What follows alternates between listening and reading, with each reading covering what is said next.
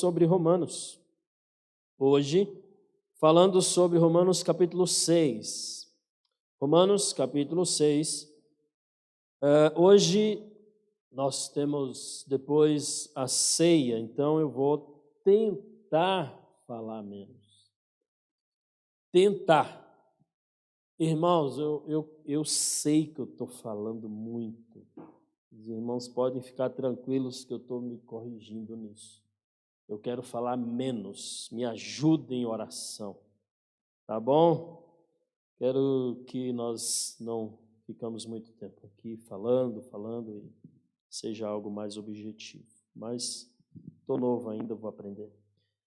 Romanos 6, 1 ao 5 diz assim: que diremos então? Continuaremos pecando para que a graça aumente? De maneira nenhuma. Nós, os que morremos para o pecado, como podemos continuar vivendo nele?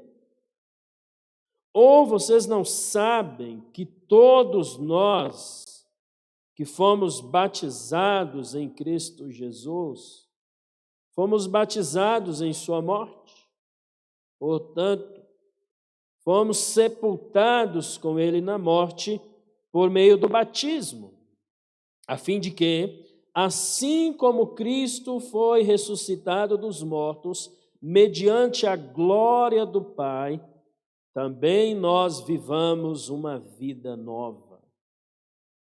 Se dessa forma fomos unidos a ele na semelhança da sua morte, certamente o seremos também na semelhança da sua ressurreição. Amém? Deus, obrigado por sua palavra. Perdoa nossos pecados e que teu Santo Espírito esteja livre para agir em nosso meio, para compreender a mesma. Aplica, Senhor, a tua palavra em nossos corações, em nome de Jesus. Amém. Nós falamos, meus irmãos, na semana passada sobre identificação. Que nós nascemos identificados com Adão. Por isso que nós nascemos pecadores, com todas aquelas habilidades, possibilidades, criatividades para transgressão, tudo que Adão sugere, tudo que Adão fez em desonra a Deus, nós somos filhos, herdamos isso. Essa capacidade de desonrar a Deus. Ninguém precisa ensinar uma criança a desonrar a Deus. Ela nasce sabendo. Eu nunca ensinei para a Laurinha algumas coisas. Ela faz naturalmente. Por quê? Porque ela nasceu com a natureza pecaminosa. Nasceu pecadora. A Bíblia diz que todos pecaram. Estão destituídos da glória de Deus. O trabalho meu ao longo da vida e o trabalho dos pais e Deus como Pai de todos nós é nos ensinar a honrar e glorificar a Ele. Porque desonrar a gente já sabe e faz isso com excelência. Todos nós. Então, nós queremos continuar dentro desse tema, identificação.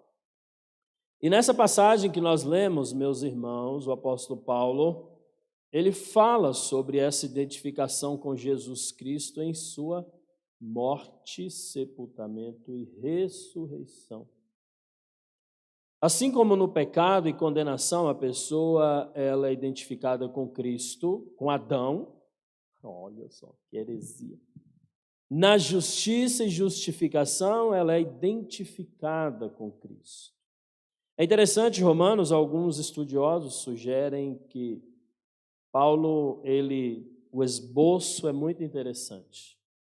Dos capítulos 3 ao 5, ele fala, e nós começamos no capítulo 3, o apóstolo fala sobre a substituição, nós falamos sobre isso.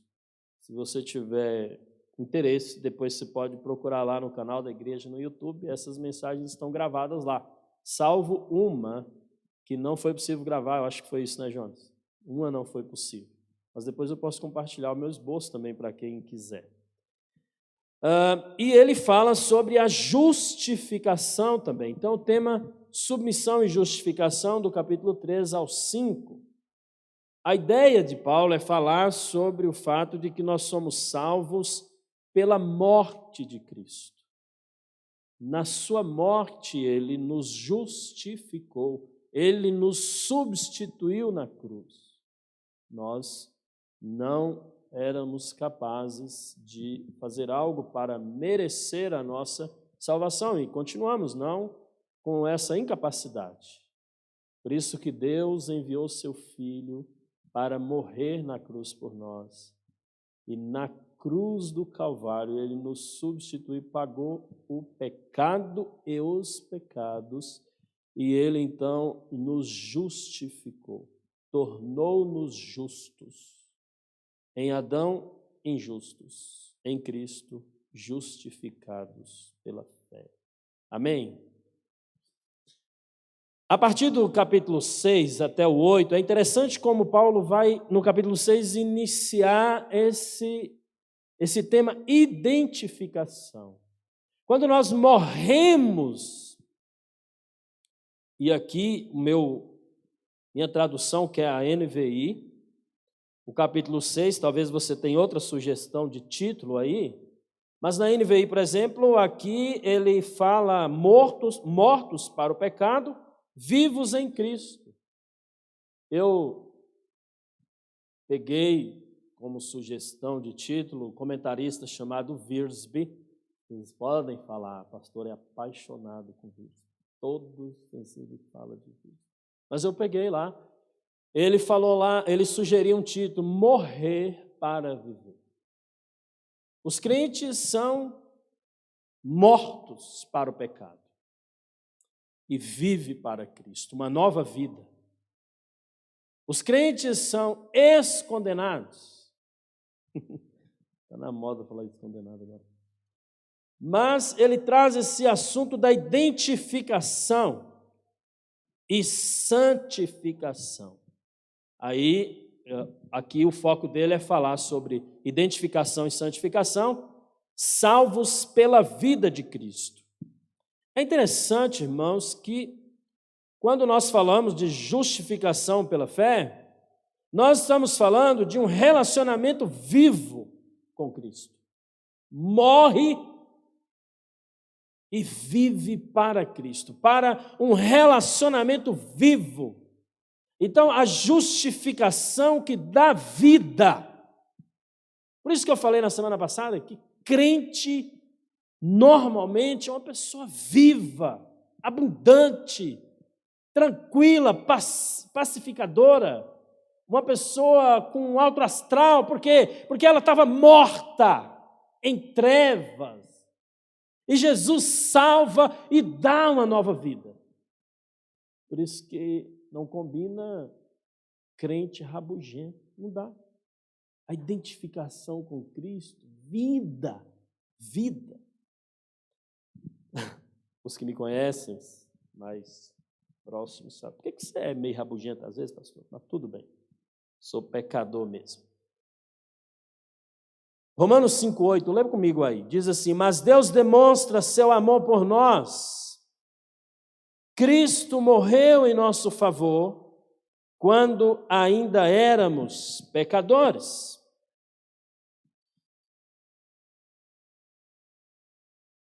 O versículo 18 diz assim, versículo 18, 5,18. Consequentemente, assim como uma só transgressão, a transgressão de Adão, resultou na condenação de todos os homens. Todo mundo está condenado. A transgressão de Adão passou a todos os homens. Consequentemente, assim como a transgressão de um resultou na condenação de todos os homens, assim também um só ato de justiça resultou na justificação que traz o quê? Traz vida a todos os homens. Natureza adâmica, transgressão. Natureza cristã, vida abundante. Jesus Cristo mesmo fala lá em João que nele nós teríamos vida e vida abundante. Ele vem para matar, roubar e destruir. Mas eu vim para que vocês tenham vida e vida abundante. Então, nossa identificação com Cristo combina com uma pessoa que tem uma vida abundante, uma vida plena, uma vida contente em Cristo, satisfatória em Cristo. Isso combina com o crente. Por isso que nós tem que estar, sempre que estar brigando com a nossa velha natureza. Aprenda a identificar a sua velha natureza. Maridos, eu sugeri isso aqui semana passada. Ajudem seus esposos, esposas, ajudem os maridos. Amigos, ajudem seus amigos. Ajudem seus irmãos em Cristo. Filhos, ajudem pais. Pais, ajudem os filhos.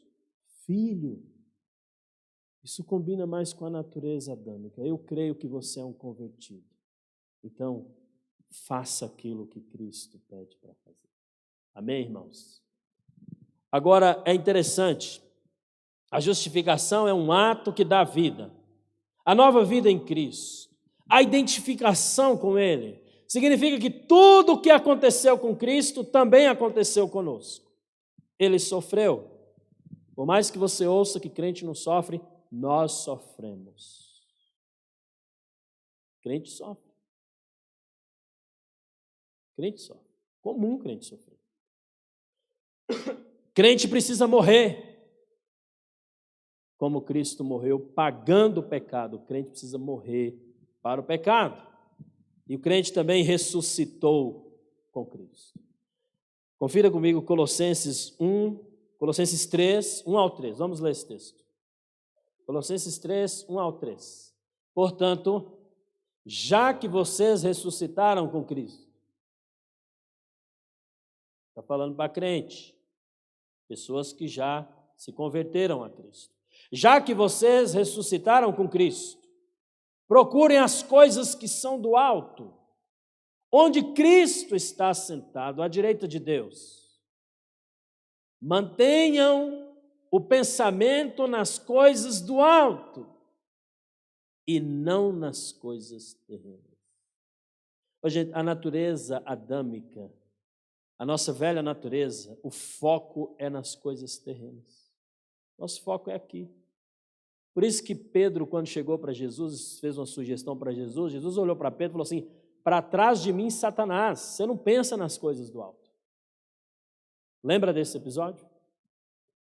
Pedro falou assim: que paz, Jesus, você vai morrer nada, você vai ficar aqui com nós, está tão legal. Em outras palavras, era isso que Pedro estava falando. Jesus fala assim: para trás de mim, Satanás, você não pensa nas coisas do alto. Pois vocês morreram. E agora a sua vida está escondida com Cristo em Deus. Há uma tremenda diferença na vida de alguém identificado com Cristo na sua morte e ressurreição. Essa ligação com Cristo é especial, meus irmãos, pois disso depende a maneira como alguém se relaciona com o pecado. Sabe por que é importante falar isso? Porque Romanos capítulo 5 termina falando assim: a lei foi introduzida, versículo 5:20, nós falamos na semana passada. A lei foi introduzida para que a transgressão fosse ressaltada, mas onde aumentou o pecado, transbordou a graça. Aí vem os crentes com ideias. Ah, pastor, quem não peca? O que tem pecar? Deus perdoa. Parece que antes que houvesse essa sugestão na igreja em Roma, que Roma era terrível para a depravação, terrível. Então, antes que viessem essa ideia na cabeça dos irmãos, se a graça abunde sobre o pecado, então não tem problema pecar. Eu vou pecar mais e mais para que a graça aumente cada vez mais. Então, quando o irmãozinho estava lendo a carta lá, que Paulo escreveu, o irmãozinho foi para frente, lê a carta e acompanha comigo. Olha só, imagina que o irmão está lendo a carta lá, versículo 20, nesse parágrafo da carta, ele fala assim: a lei foi introduzida, Paulo falando para a igreja, a lei foi introduzida para que a transgressão fosse ressaltada, mas onde aumentou o pecado, transbordou a graça, a fim de que assim como o pecado reinou na morte, também a graça reine pela justiça para conceder vida eterna mediante Jesus Cristo nosso Senhor. Antes que vocês pensem que vão pecar cada vez mais, para que a graça aumente cada vez mais, já vou emendar logo o capítulo 6, versículo 1. Aí ele fala assim: que diremos então? Continuaremos pecando para que a graça aumente? De maneira nenhuma. De maneira nenhuma. A mentalidade cristã, meus amados irmãos, de alguém que está identificado com Cristo na sua morte e ressurreição é diferente. Essa identificação, essa ligação viva com Cristo, ela é tão especial, porque disso depende a maneira como alguém se relaciona com o pecado. Não é porque a graça de Deus superabunde sobre o pecado que eu vou continuar pecando e pecando e pecando e pecando. Eu vou pecar. O pastor fala no culto toda vez que Deus perdoa sempre. E eu falei muito isso aqui esses dias, né?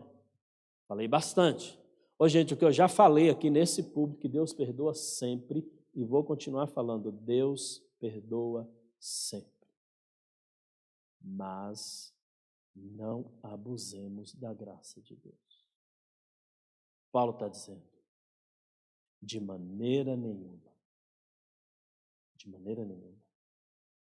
Vou continuar pecando para que aumente a graça de Deus? Não. Não. Como não? Aí ele continua e diz assim, de maneira nenhuma. Nós, meus queridos, os que morremos para o pecado, como podemos continuar vivendo nele? Pegou a visão? Por um lado, a graça superabunde, aumenta sobre o pecado. Mas não significa que nós vamos continuar pecando. Não pode. Aí Paulo diz de maneira nenhuma, meus queridos. Não combina com o crente uma vida de pecado, pecado, pecado o tempo todo. A mulher lá, adúltera, quando Jesus, os fariseus levou aquela mulher até Jesus, ele quis condenar, eles queriam que Jesus a condenasse, e a condenação era o apedrejamento. Todo mundo pegou uma pedra, é ou não é? Quem lembra do episódio aí?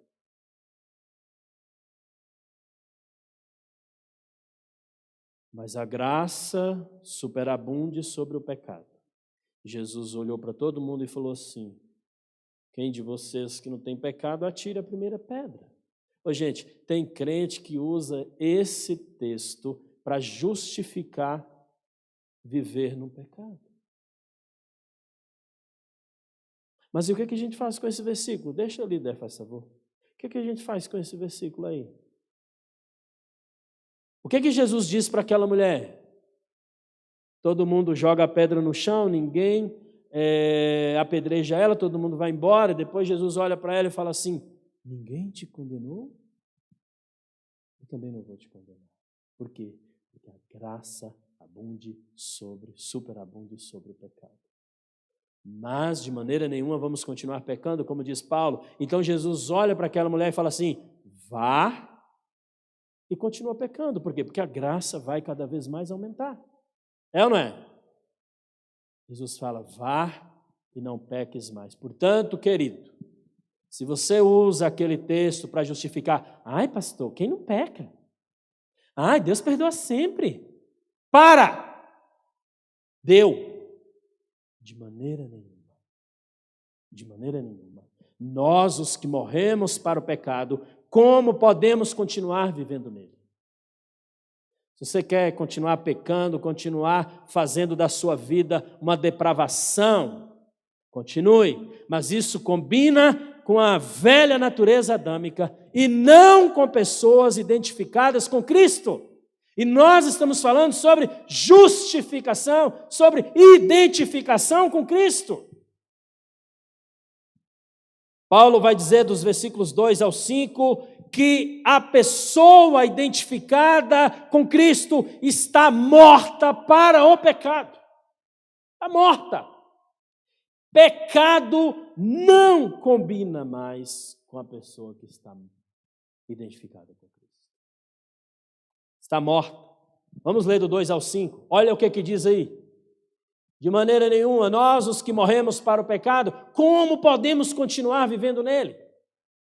Ou vocês não sabem que todos nós que fomos batizados em Cristo Jesus, fomos batizados em sua morte? Aí o cara que não foi batizado fala assim, eu posso continuar pecando.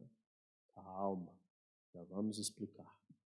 Portanto, fomos sepultados com ele na morte por meio do batismo, a fim de que, assim como Cristo foi ressuscitado dos mortos, mediante a glória do Pai, também nós vivamos uma vida nova. Se dessa forma fomos unidos a Ele na semelhança da sua morte, certamente o seremos também na semelhança da sua ressurreição. O poder do pecado foi quebrado. O poder da natureza pecaminosa de uma pessoa foi esmagado através da morte de Cristo na cruz. Então, toda vez que eu peco, eu lembro que Cristo morreu por mim na cruz. Então eu digo, não posso, meu Senhor. Posso até pecar, mas continuar pecando não combina com o crente. Primeiro, no verso 4, Paulo usa a ilustração do batismo. Quando uma pessoa é batizada, ela é sepultada com ele por ter morrido junto com ele. E isso para que, assim como Cristo foi ressuscitado pelo poder glorioso do Pai, versículo 4, assim também a pessoa vive uma vida nova. É interessante aqui agora, vou entrar num tema doutrinário agora. O termo grego aqui para batismo é baptizo, no grego, que no seu significado literal significa mergulhar. O pessoal que está fazendo o preparo para o batismo aí está ligado nisso, faz pouco tempo que eles viram isso. Eu espero que esteja, na prova vão ter que responder certo. Então, o significado do termo batizo no grego significa mergulhar, submergir ou imergir. E é por isso que os batistas brasileiros e algumas outras denominações também batiza por imersão. Por quê? Porque o termo grego para batismo é mergulhar e submergir a pessoa. Isso significa batismo no grego. Em segundo lugar, o termo também tem um significado figurativo, isto é, ser identificado com. Por exemplo, quando o apóstolo Paulo escreve aos Coríntios, capítulo 10, versículo 2, o apóstolo Paulo está lembrando o povo de Israel o seguinte, olha que interessante, essa questão do significado figurativo do termo batizo. Em Moisés, todos eles foram batizados na nuvem e no mar. É só isso. Ou seja, o que Paulo está querendo dizer para eles ali? O apóstolo Paulo está lembrando o povo do que aconteceu na travessia do Mar Vermelho. O que aconteceu? Figurativamente falando, a nação de Israel foi identificada com seu líder Moisés quando cruzou o Mar Vermelho. Então, figurativamente falando, o termo batismo, ele tem essa ideia também de identificado com. É por isso que provavelmente quem já é batizado, no dia que você foi batizado, a pessoa que te mergulhou lá, antes de fazer isso, ela disse: eu te batizo em nome do Pai, do Filho e do Espírito Santo. Você está identificado agora com Deus, com Cristo. É interessante, e qual o sentido que Paulo usa aqui? Literal ou figurativo? O que dá a entender, irmãos, que ele usa os dois sentidos. É interessante a questão do batismo, porque quando nós lemos o livro de Atos, nós vamos ver que a igreja, ela inicia, e as pessoas que experimentavam esse ato de justificação pela fé, imediatamente elas diziam: mas o que impede de ser batizado, de ser aceito na família de Deus? Nada impedia. Por que eles tinham essa prática, a igreja primitiva? Todos os irmãos que se converteram, se você lê Atos e as igrejas, as epístolas gerais, também as cartas paulinas, os irmãos cumpriram esses passos muito bem definidos na palavra de Deus. Primeiro, ouvir a palavra, crer em Cristo, ser justificada pela fé em Cristo. Segundo, próximo passo, batismo. O que nós lemos em Atos, na igreja primitiva, é um processo bem definido na vida daqueles que iniciavam a sua vida com Cristo. Primeiro, arrependimento do pecado, crer em Cristo. Segundo, eram batizados. E todas as vezes que aparece batismo na Bíblia, o termo é batismo. Ou seja, mergulhar, submergir. Todas as vezes. Quando Paulo estava falando isso aqui para a igreja, talvez ele estivesse pensando que isso fazia parte da vida, da nova vida em Cristo. A nova vida em Cristo tem a questão da identificação com Ele. A identificação com Ele. Literal ou figurativo, nós somos batizados em Cristo. Eles talvez estivessem simplesmente seguindo o exemplo do próprio Jesus. Jesus foi batizado. Primeiro, a dar o exemplo para a igreja de Cristo. Mateus capítulo 6, 13 ao 15, é muito interessante para nós definirmos bem essa questão doutrinária. Mateus 6, 13 ao 15, ele diz...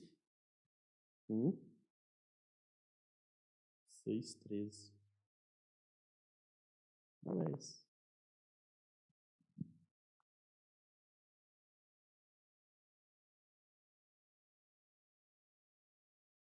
É Mateus que fala sobre o batismo de Jesus, gente. Eu anotei errado ali, eu acho, hein?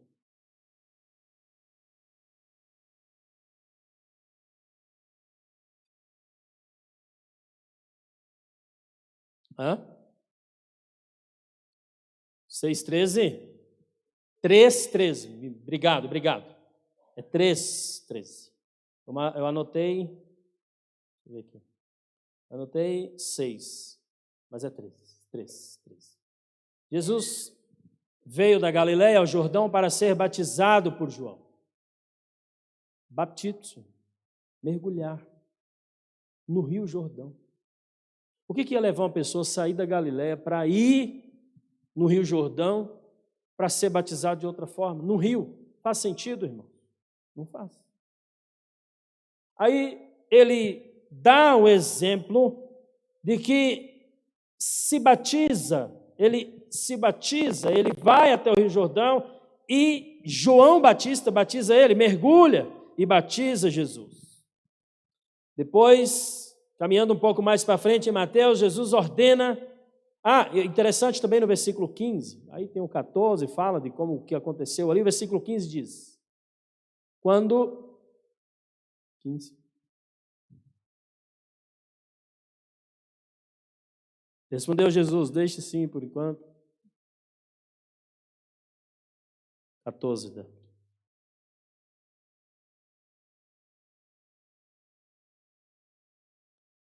Eu anotei tudo errado esse negócio, né?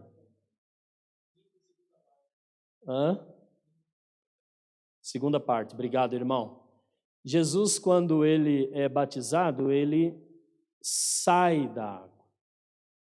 Ele sai da água.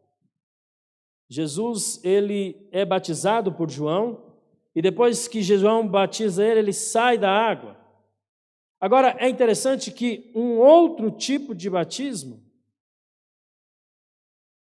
não tem a ver você ir a um rio fazer, mergulhar alguém e depois sair da água. É interessante que em Atos, quase todos os relatos sobre batismo, a ideia, meus irmãos, é mergulhar.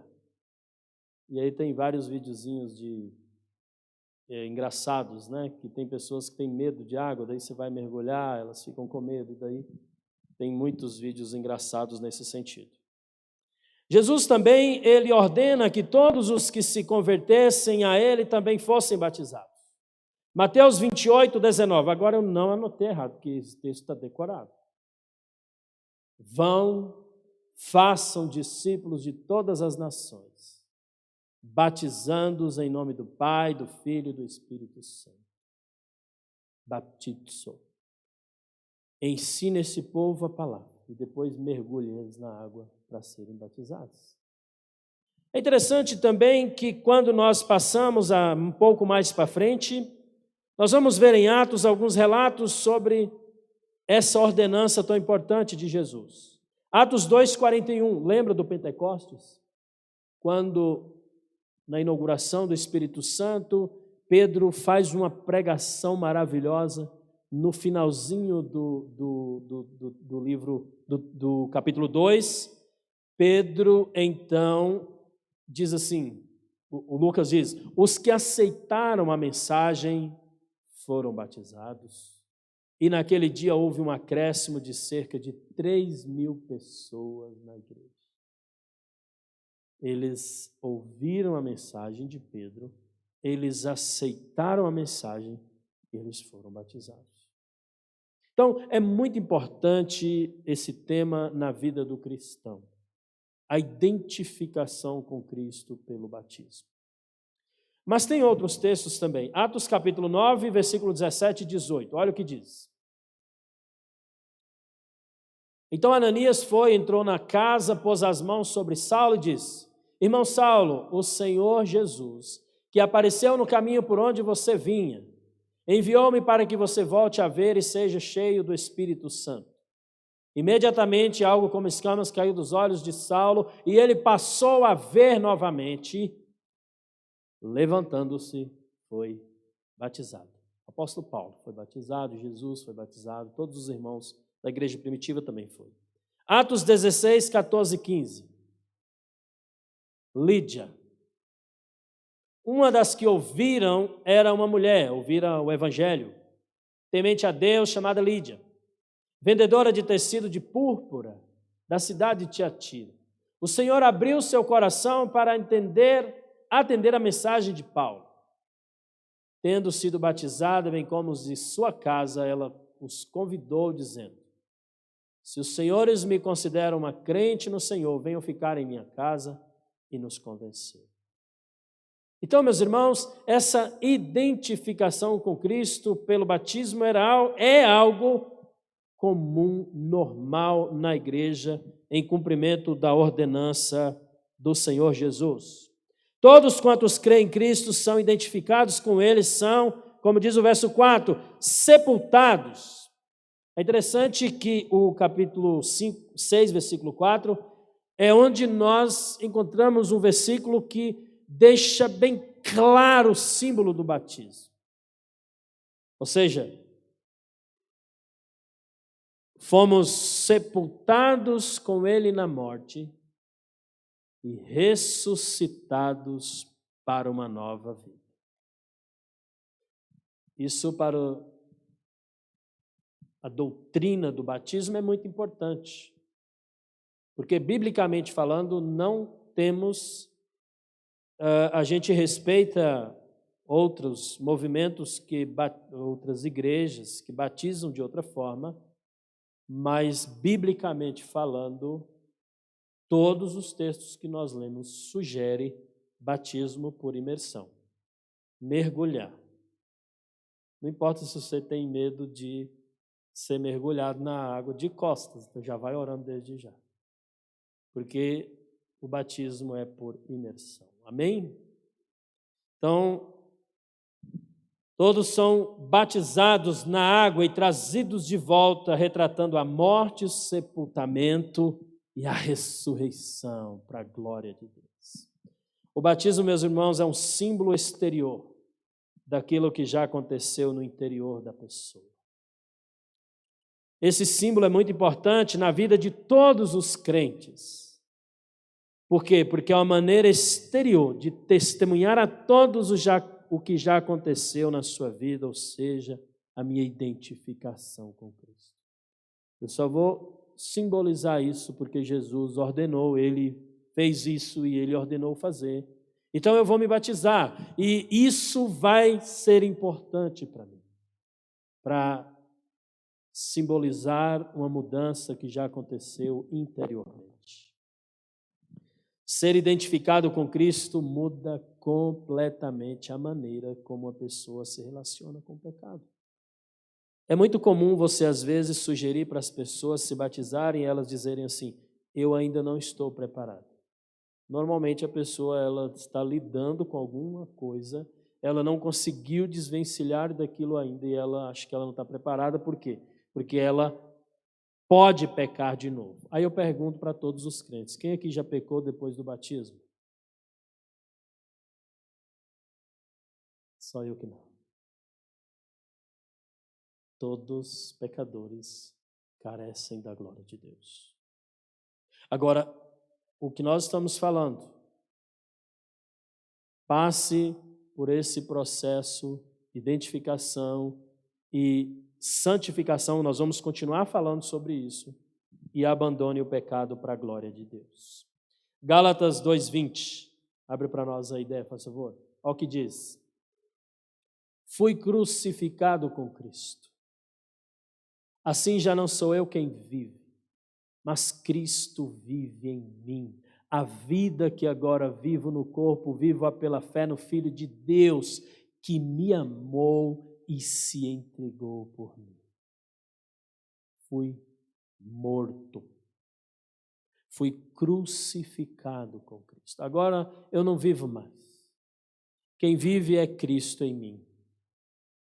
Então, todas as vezes que o diabo sugerir algumas coisas, diga para ele, ó Jesus, está falando aí, eu vivo agora com Jesus.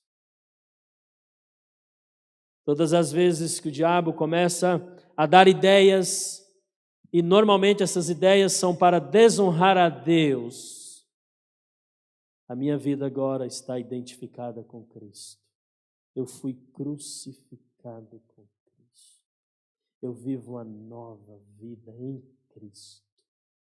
É a Cristo que me interessa honrar, ouvir, glorificar. Não as sugestões dele. Uma pessoa sem Cristo está acostumada com outra maneira de viver. Mas a identificação com Cristo muda tudo. Veja Efésios 2, 1 a 10. Esse é o último texto, depois eu não vou ler mais. Fica tranquilo, está acabando. Você está falando para crente, para os irmãos da igreja de Éfeso, ele diz assim, vocês estavam mortos em suas transgressões e pecados, nos quais vocês costumavam viver, quando seguiam a presente ordem deste mundo e o príncipe do poder do ar, o espírito que agora está atuando nos que vivem na desobediência. Anteriormente, todos nós também vivíamos entre eles. Como é que nós vivíamos? satisfazendo as vontades da nossa carne, seguindo os seus desejos e pensamentos, como os outros éramos, por natureza, merecedores da ira de Deus. Mas, todavia, Deus, que é rico em misericórdia, pelo grande amor com que nos amou, deu-nos vida com Cristo quando ainda estávamos mortos em transgressões. Pela graça vocês são salvos. Glória a Deus!